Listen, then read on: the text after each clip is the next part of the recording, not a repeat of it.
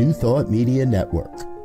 We are a global broadcast network of positive music, media, and entertainment, inspiring humanity's evolution along the journey of enlightenment and creating a world of love, peace, empowerment, and prosperity for all. New Thought Media Network. Positively inspiring.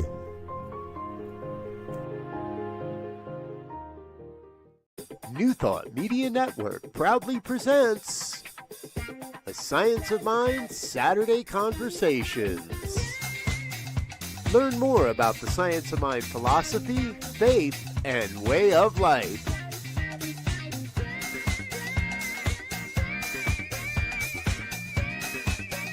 Join our team of experts for a weekly deep dive discussion.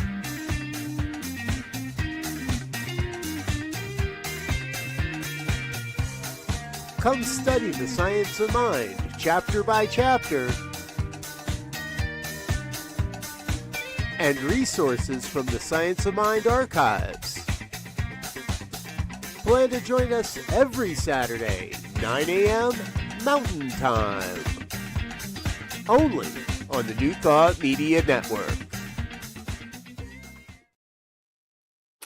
Good morning and welcome to our Science Mind Saturday Conversations morning series. I'm Barbara Jean, your host for today, and I am delighted to be here. Big thank you to Dr. Raymond for last week's class, and well, today is going to be awesome. You know, we get a lot of our stuff from Science of Mind Library and Archives, so be sure to check that out online. And also, the first half of the year, we're doing the Science of Mind, the textbook, chapter by chapter each week. So it's a great way to do a deep dive and figure out who we are, what we do. And there's a lot of us who do this. Different people every week, so you're getting a real mix of understanding. So today we're talking about the mystics, what the mystics have taught. And I am excited about this one because I really, really love this idea of the mystics. The textbook starts with, a mystic is not a mysterious person, but is one who has a deep inner sense of life and of their unity with the whole. The idea that there's just one of us. So throughout history, there have been individuals who seem to see beyond appearances, and they come from different cultures, religions, centuries, yet they all have a similar experience. Whether it was, Buddha under the Bodhi tree or Jesus in communion with the divine, Rumi in ecstatic love, Hildegard of Bingen. Oh, I did a great essay on her while I was studying ministry. Meister Eckhart, Teresa of Avila, the indigenous wisdom keepers of this land, or the Reverend Dr. Ernest Holmes. Yes, that's who we're studying today. So although language is different and countries of origin might be different, the idea is the same. And I've experienced this many times as I'm doing our annual World AIDS Day event, interfaith event. We always, have different faiths speaking. And what's fascinating to me is we're all saying the same thing. There is only one life, and we are a part of it. Not intellectually, not philosophically, experientially. The mystics weren't telling us what to believe. They were telling us that they had discovered, and Ernest Holmes recognized that these discoveries form the foundation for the science of mind. And I think we all really know that. I know for myself, as I began to study the science of mind, what happened was a full transformation of my life. But my mystical, powerful, positive experience of the one happened actually a number of years prior to me finding science of mind, but ultimately led me here. And that was when I went into a church to appease my mother-in-law. Okay, I'll go to church one night. And in that hour at that church, something happened. I walked in darkness came out in the light. And no, it wasn't nighttime and then daytime. It was me having this epiphany moment of awakening. And that started the change for everything. Nothing stayed the same after that. And that's, for me, I think that's a mystical experience. Then how do we incorporate what it is we discover in that moment and begin to live that day by day. And it's bringing that awareness into each moment. When we want to get critical, we go, wait a minute, there's one, there's only one. If there's only one, then I'm part of it, but also this individual is part of it. We are one. And so in the moment of knowing that, we begin to behave differently. Maybe we're more compassionate, kinder, more respectful, things like that. So what we want to know is that what they have taught us is that our spiritual relationship with the divine is in fact, it is in fact what we are doing as a mystic. We are living that idea of oneness. So in the text, he says, a mystic is one who intuitively perceives truth, so far as it is understood. But all things seem mysterious until we understand them, right? Doesn't matter what it is, it's all a little, different. So it is from the philosophy of the world has come that the great mystics have taught this idea of oneness. Our great religions have been given by a few who climbed the heights of spiritual vision and caught a fleeting glimpse of ultimate reality. And that ultimate reality is this idea of oneness. And it's not something that can be taught. I mean, we can talk about it for sure, but we can't actually teach somebody how to get there, because it seems to happen in a moment of absolute awareness. And when I had my moment, it's like I just knew, it was like I was filled. I knew the presence of God as love. And so when I continued in that church for a while, about a year and a half actually, what I kept bumping up against was the ideas that they were teaching of separation. And eventually I left because that didn't work. But then I found the Science Mind, which taught oneness, and that love is really all there is. So that, for me, was my transformation. No living soul could have taught them what they knew. Same with Ernest Holmes. When you read The Science of Mind, or you read Creative Mind, or you read any of the books that he wrote, you start to get a glimpse of how did he know that. And in his writing, you get a very clear picture that he did know, he did understand. So the great poets have been true mystics who, through their poems, have revealed the presence of God. Men like Robert Browning, Tennyson, Wordsworth, Homer, Walt Whitman, Edward Rowland Sill, and others of like nature have given us poetry, which is immortal because they had a spiritual sense of life. The mystics are just regular people, perfectly normal people. Well, I don't believe in normal, but perfectly regular individuals. And they did not think of themselves necessarily as mystics. That was their language. You got that? It was their language. It was the way they showed up. It's the way they spoke. It's the way they behaved. If you go back to the teachings of Jesus, you would see that, what did he do? Well, he traveled around and he loved, he gave, he showed up. And it didn't matter who you were, he would speak with you and spend time with you.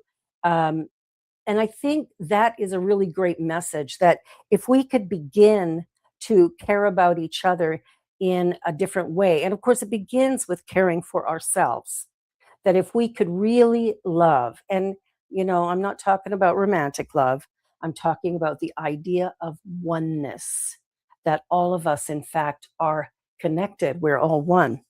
The philosophy of Jesus is quite sound, and it will remain that way when the belief in the material universe shall have been rolled up like a scroll and numbered with things once thought to be real. So when we look at all of these things, okay, at the bottom of 329, if you have a book like mine, Jesus taught a power transcendent, triumphant, absolute, positive, against which lesser laws meant nothing. And by its very presence, it heals. The mystics did not contend or argue with people. There was nothing to argue about. They saw and knew. Yeah, they're the great revealers to man of the nature of the universe and our relationship to God. So when we're talking about the mystics, and when you think about your own daily practice, if you have one, and if you don't, well, you could get one, start one.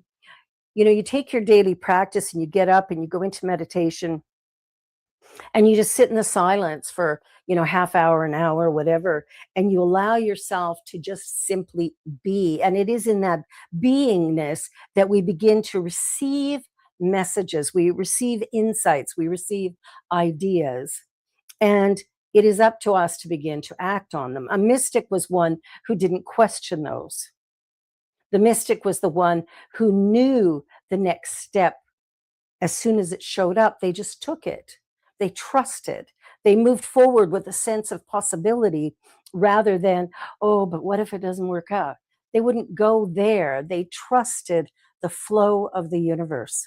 They trusted their oneness with the divine. They trusted that the power and presence of God was within them, and they could use that power and presence to create a life. And so they did. And the way they would do this is simply by being and listening. Yeah, paying attention. So on 331, well, let's go back to 330. Reason declares that which is infinite cannot be divided, right? That which is infinite cannot be divided against itself. So when we think of, there's 8 billion people on the planet and we go, oh, well, there's 8 billion different things, or there's, different types of God. No, there's God. There's this infinite energy, this infinite universe. We are all some part of it, and we're not separate beings. We are it in expression. So God is being us and experiencing life through us, not apart from or different than, but through. And so what we're actually doing is expressing this divine nature in all that we do. The infinite is therefore indivisible and consequently a perfect unit. And because it's a perfect unit, we can use it, but we can use it any way we want. Therein lies the challenge.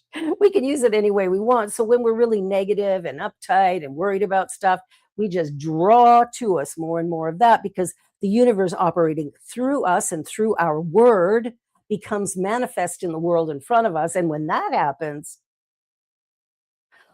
I'm so worried, I'm so worried, I'm so worried. And then something shows up, something breaks on the car, or something in the house needs to be repaired, or a relationship falls apart, or you get fired from your job, or why me? Why me? Well, why not me?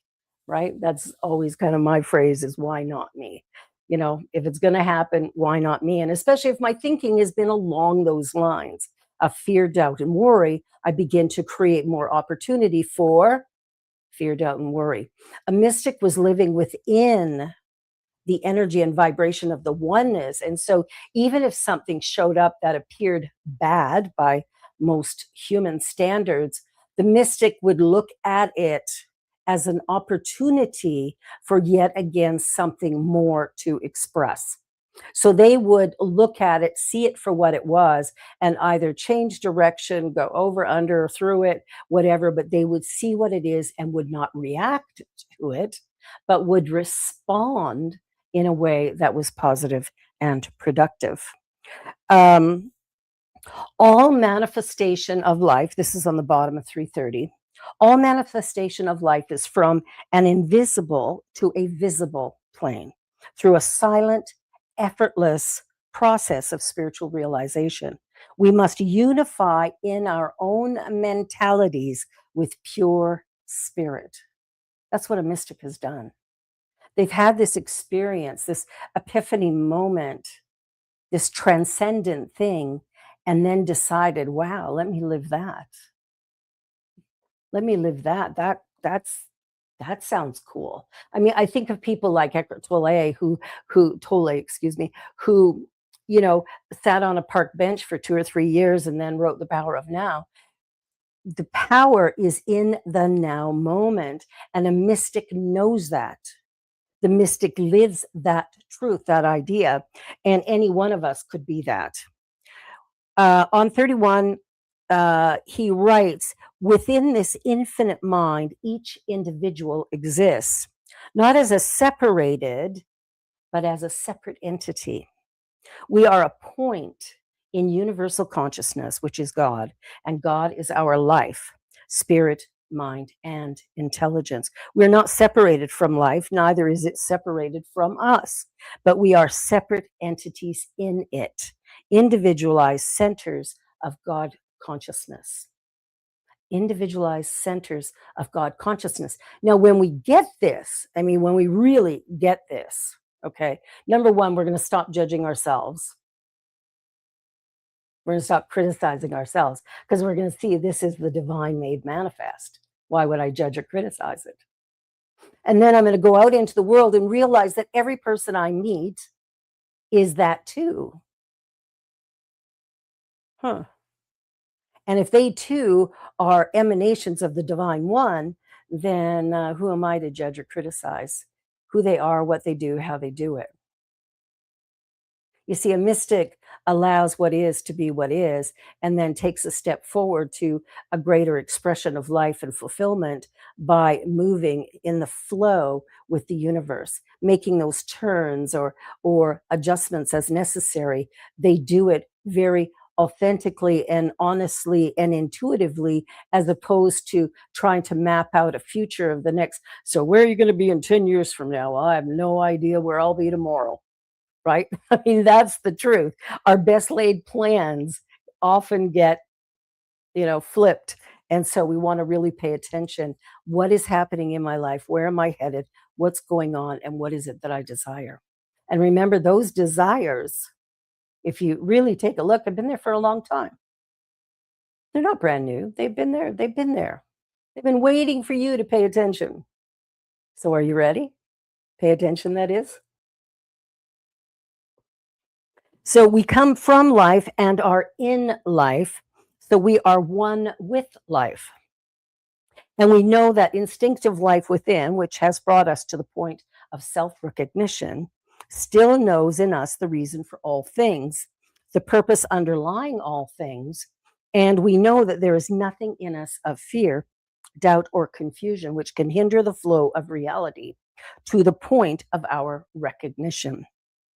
We are guided daily by divine intelligence into paths of peace, wherein the soul recognizes its source and meets it in joyful union in complete at-one-ment. At-one-ment. So the journey that we're walking is really, can I be present? Can I be fully available? Can I allow myself to feel, to be, to know, to stand in the truth of who I am, taking off all of the veils or masks that I've used to hide my identity, and stand naked to the wind, metaphorically speaking, and allow the energy of life to simply flow. It is an act of surrender. And a mystic lives in that place of surrender. It's not something that they actively do. It is something that happens as a result of what they now know about life.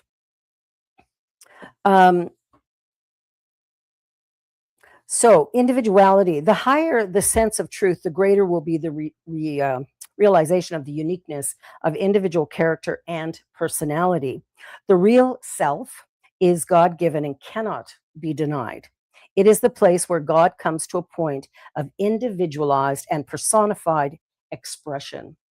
I am the light of the world. So when we look at that, light is that divine energy within us. And if I'm the light of the world, then what is happening is I am emanating through all aspects of life here on the planet at the moment. And all of that is bringing us into a place of beingness that we, because we have free will, can choose to do whatever we want with. And so sometimes we do silly things. We forget that we're one with the divine, and we begin to act like we're flawed and broken, or that there is no power outside of us. There is no divine energy. And so we stumble through life tripping and falling. In the moment of this awareness, this epiphany moment of going, oh, God is love, and I am one with it. In that moment, there's a transformation that takes place that is so deep and so profound that going back to the old way isn't even possible. I mean, we can attempt it. I know I did. We can attempt it. We can attempt to maintain that status quo, but it won't maintain. It will not. It cannot. Because in that moment, we've shown up in a new way with a new understanding. And with that new understanding comes a new set of responsibilities, for sure, but also a new way of being. And our being changes. And, if we try to go back, it just feels awkward. Or we go to old spaces that used to be comfortable and now they feel like they don't quite fit anymore. And we start to realize there's a new place for us to be. And as mystics, the place to be is present. It's not a physical place. It's a momentary awareness. And when we forget, we can bring ourselves back. Bring ourselves back to the present. In this chapter, he goes on to write that individuality means self-choice, volition, conscious mind, personified spirit, complete freedom. We often seek that, but then we act like we're bound. And then a power to back up that freedom. See, we have the power to do this. There is a power within us that's infinite. Hi, Wayne. Good to see you here. It's that power, that presence, that idea of oneness that begins to change the way we show up, how we respond to people, what happens when there's a disagreement. And it doesn't mean that, we remember it every time. Sometimes we'll forget for a moment. But when we remember, it brings us right back to that place of possibility. On page 333, he wrote, "We have now discovered a unity with the whole on the three sides of life, or from all three modes of expression. We are one with the body of the physical world, one with the creative law of the universe in the mental world, and one with the Spirit of God in the conscious world." You got that, right? So could we ask or hope for more than that? Not really, right? I mean, that's kind of all of it. So would it be possible for more to be given? I don't know about that. We could not ask for more, and no greater freedom could be given. From now on, we shall expand, grow, and express only to the degree that we consciously cooperate with the whole. So when we're living in the flow, and when I talk about being in the flow, sometimes I'll talk about, being in a kayak on a river. And I'm not sure everybody knows about that, but if you ever have, kayaked or canoed on a river, or even gone in one of the big rafts, when you're on a river, the flow is taking you. And then sometimes there's obstacles. And so you steer around the obstacles. And maybe you even get out on occasion and portage, because again, you're following the flow where it is taking you. Now, it is possible to row upstream. That is definitely possible.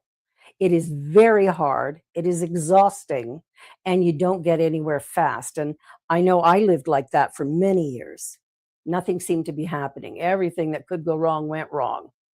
And I just kept repeating those old mistakes over and over. Sometimes you need that cosmic sledgehammer to knock you back into reality. And I think that's what happened for me. That epiphany moment was so profound that I couldn't ignore it or deny it. It was just that powerful. So when we're living this idea, this expression, we're really working toward being the very best we can be based on who we were when we came in. You see, we're created by the one, which means, in fact, that we are perfect, whole, and complete. Now, our behavior may not match that. We may still feel lost. But the truth is, we can find that inner idea, that inner truth, as easily as taking a breath. We have to drop our awareness from here to here. And in doing that, there is the possibility of experiencing the presence and power of God. All of the mystics have taught practically the same thing. They have all agreed that the soul is on the pathway of experience, that is, of self discovery, that it is on the way back to its source, and that every soul will ultimately reach its heavenly home or source. So, the energy that we bring in, the life that we are created to live, and I really believe that each one of us has a little something, something that no one else has, that no one else can present in quite the way we do. And so, we are a required part of this universal unfolding at this particular moment. Every one of us essential. And so what that means is we're created unique and we're created special like everyone else. And when we start to see that we're all unique and special emanations of this one presence and power, we start to live more mystically. And the world is transformed around us as a result, which is pretty exciting when you think about it. We could create peace on earth, but only in the moment that we decide that fighting really doesn't work. So let's try something else. Let's try love instead. The mystics have taught the divinity of the human. All have told us that our destiny is divine and sure, and that creation is complete and perfect now. Well, I think there's a lot of people out there who might disagree with that statement at the moment, given the state of our world. However, remember, our viewpoint is so narrow. We see our life, our experience, how we were raised, what's happening in our country, our city, our province, whatever, our state. We're seeing what's happening right here. So we have this very minute view of the world based on our perceptions. And so that might need to change a little bit, because I'm sure there's many people right now who do not believe that what's happening in this now moment is in fact perfect, whole, and complete, right?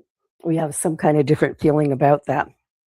When we are looking at the manifest world only, that's when we get caught up in the idea that everything is broken. When we come from the spiritual nature, we start to realize that everything that breaks is moving us, causing us to view in a slightly different way, walk a slightly different path. But it's all moving us in ways that will shape our later realization as we come to really see who we are. So they have told us of the marvelous relationship which exists between God and human, and of a close union that cannot, underline cannot be broken. Yeah, that's good news. The greatest of the mystics have consciously walked with God and talked with God, just as we talk with each other. It is difficult to realize how this can be. It is hard to understand how a being so universal as God must be can talk with us. Here alone, the mystic sense reveals the greater truth and knows that, infinite as is the divine being, it is still personal to all who believe in its presence.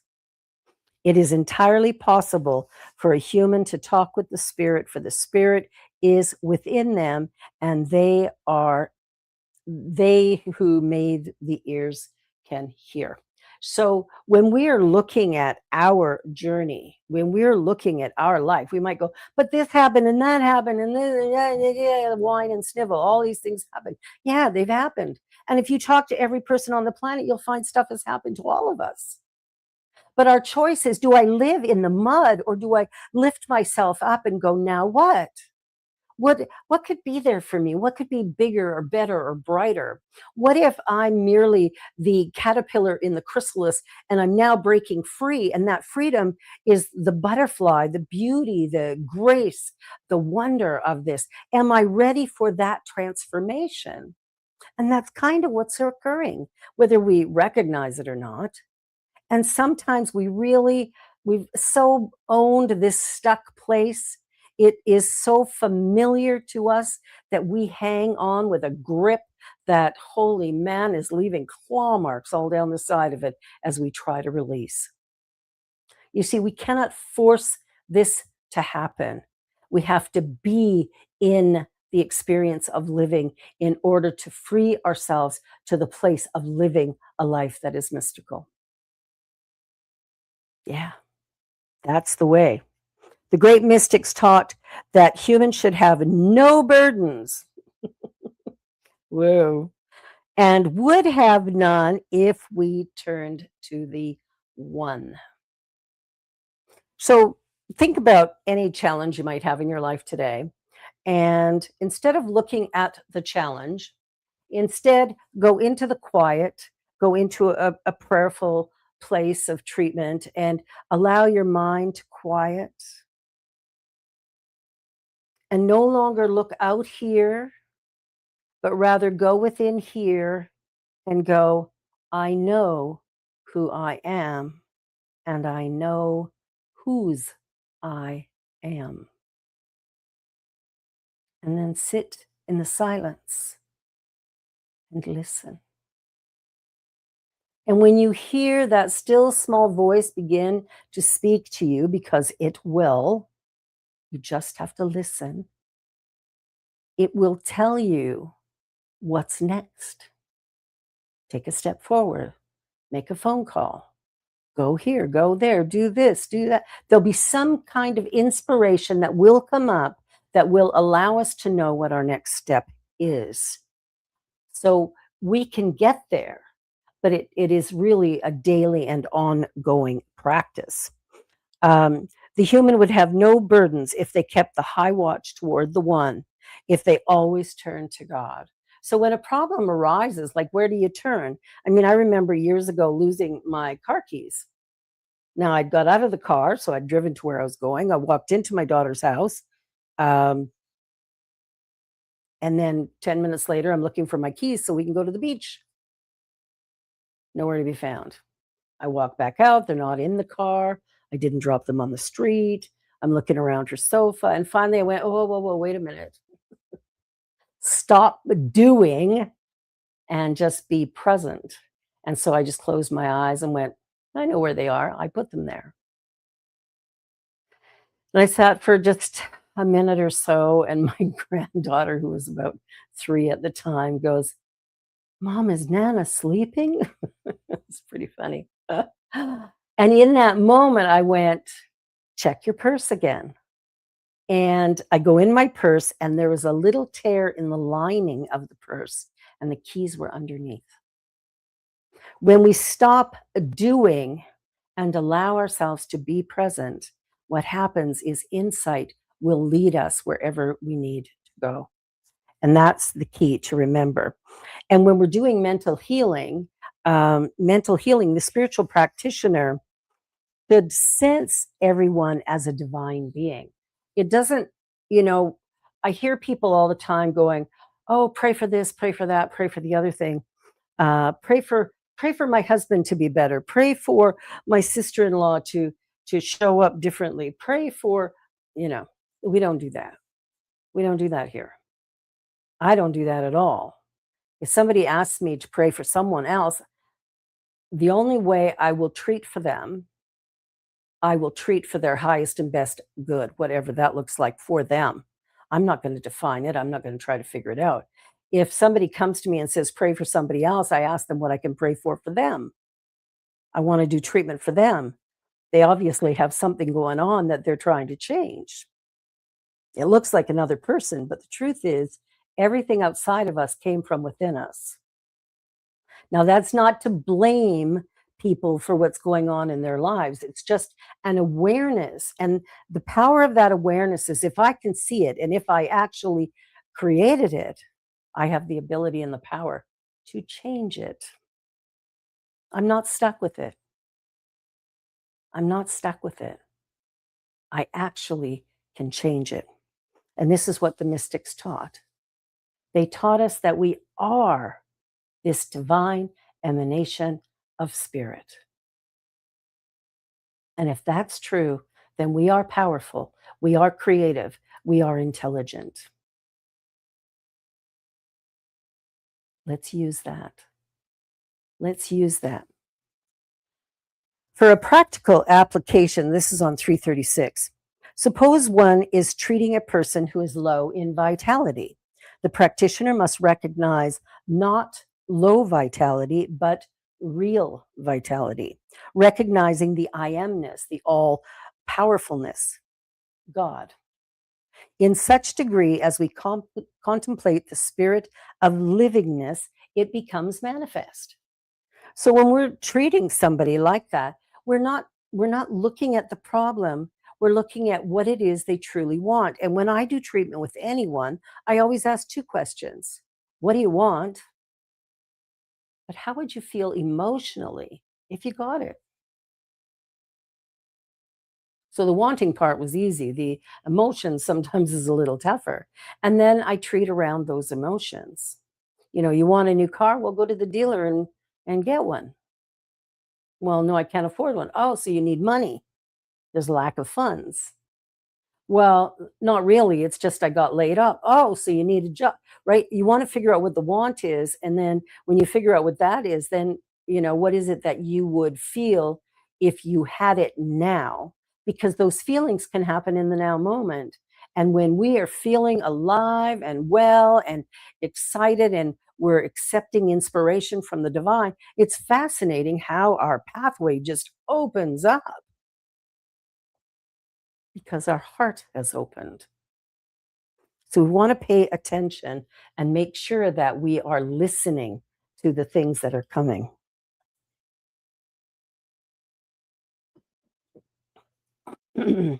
So he goes on to say, also on page 336, there's a great difference in our reaction when we believe that evil is an entity and when we understand that we merely have the possibility of experiencing it. The universe does not demand suffering. Suffering is man-made through ignorance. It will continue until we learn how to make it negative in our experience. Someday we shall decide that we've had enough suffering and we're ready to stop. Pain is inevitable, suffering optional. All right, we're starting to run out of time and I'm still moving along here. All right, evolution. The universe, both visible and invisible, is a spiritual system. We are part of this spiritual order, so indivisibility united with it, that the entire cosmos is or may be reflected in our mind. The journey that we're walking, the way that we live, the way that we show up,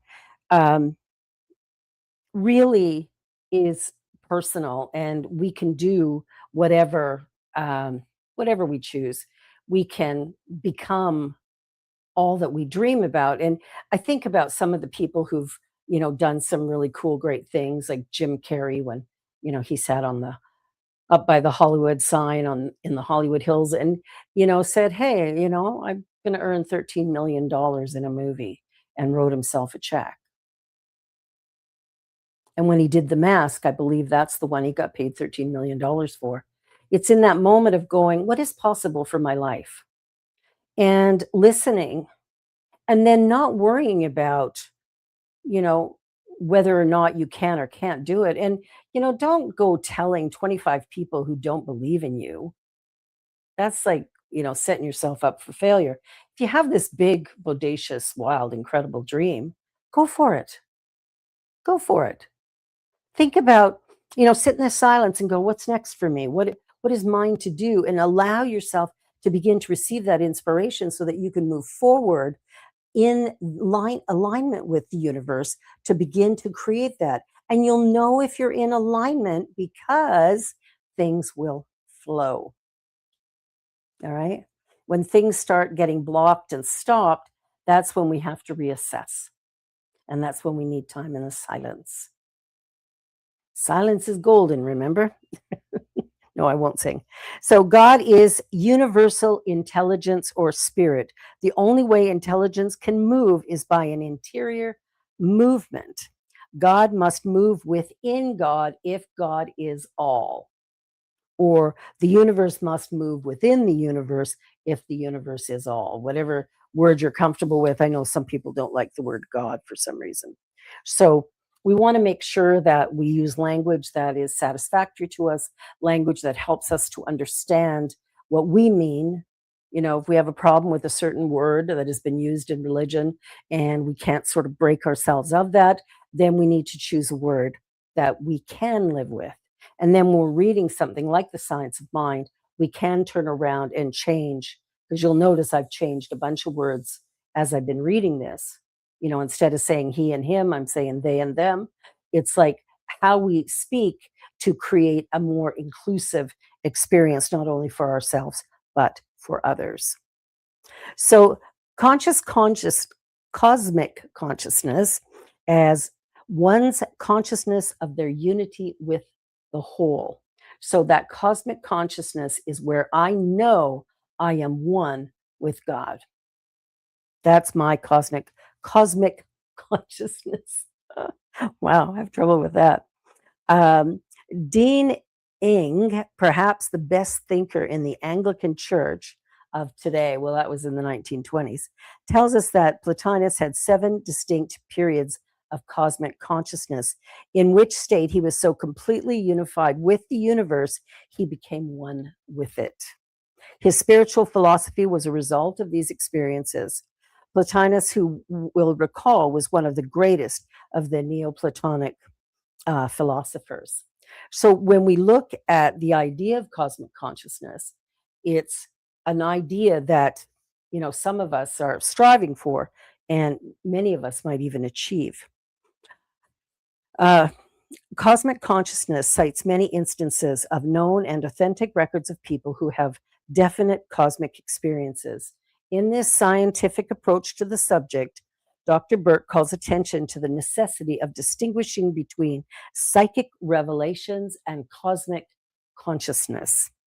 Reports of the experiences of most psychics are contradictory, while on the other hand, the experience of those who have entered the cosmic consciousness over a period of thousands of years tell us an identical story. The mystics are all telling the same story. Psychics may tell different ones, but a mystic is telling the same story. Doesn't matter where they came from, the story is all the same. Illumination will come as we more and more realize our unity with the whole, and as we constantly endeavor to let the truth operate through us. That's the journey, right? The journey is to do our practice, and by doing our practice, begin to experience our oneness with the absolute. We are one, but we want to experience it. I know I do. You know, we want to have that feeling of, feel it. It's right here. It's right here where I am. It's right there where you are. Not separate, not different. You expressing. It's like you're the vehicle in which the universe can manifest. The universe can create. You see, it needs us in order to create in this realm. How exciting is that? On page 345, he says, it is interesting that light should come with an expansion of consciousness. The light shines in the darkness, and the darkness comprehendeth it not. We all, in varying degrees, enter into this sense, into this illumination. All people have sensed that truth is light. If a spiritual treatment could be seen, and a spiritual treatment merely means the mind unifying with God, it would be seen as a pathway of light. This light is not created. It is not a psychological explosion. It is something which pre-exists. It is not a trick of concentration. It is our reality in that moment. Okay. The chapter ends with, therefore, they have taught that in such a degree as one's concept of God is sufficient, evil disappears. How are we going to make this practical other than feeling this in our meditation for practical work, for healing, for demonstration? This is what we mean by a method, a procedure, a technique, and a realization that accompany the method and technique should always come as much of the realization as we can generate at that time. In the method and the technique, something is said. This is a moving thing. But when we reach that other place, illumination, nothing is said. Something is felt. So the idea of living that mystical experience is about us feeling and having the experience of our oneness with God, our oneness with Spirit. It doesn't happen by accident. It happens through our contemplation. It happens through our daily practice. It happens through our willingness to be open, our willingness to surrender, to allow the ego to, take a back seat for a minute while we move forward with a divine understanding of our oneness with God. Life is fascinating. We're here to experience it. We're not here to put in time. So if you've been putting in time, I invite you to put that down for a minute and let that go. Let's stand in this moment with an experience of the divine, experience of our oneness. Let's sit and watch a crowd of people and notice how every single one of them is an aspect of this. They're all expressing their true God nature, or some semblance of it, if they haven't grasped that understanding yet. So the journey is the journey. And I often tell my students that life is a journey without a destination. And the way it works best is to be present. And that is what the mystics have taught. We are one, and the present moment is our point of power. Well, thank you so much for being here today. I hope something said touches you in a positive and productive way. And just know that next week, the Reverend Dr. Tracy Brown, will be here. And I'm so excited because she is truly remarkable. So next week is Juneteenth, and she will be speaking on phases of the subjective life. So this is going to be a powerful session. You don't want to miss it. Dr. Tracy is truly, truly remarkable.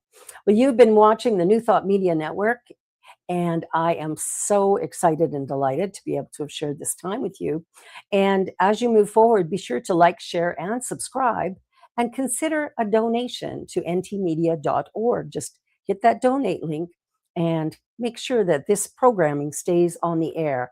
We have a 24-hour radio station with great music, and then we've got shows of all types all week long, including Friday nights, good news. So whatever you're looking for, believe me, you can probably find it right here on NT Media.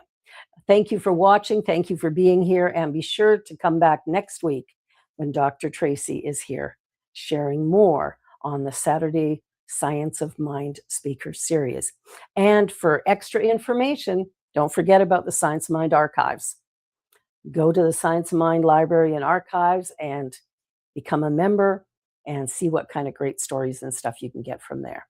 Thank you for watching. Have a beautiful week. You are loved. Bye for now.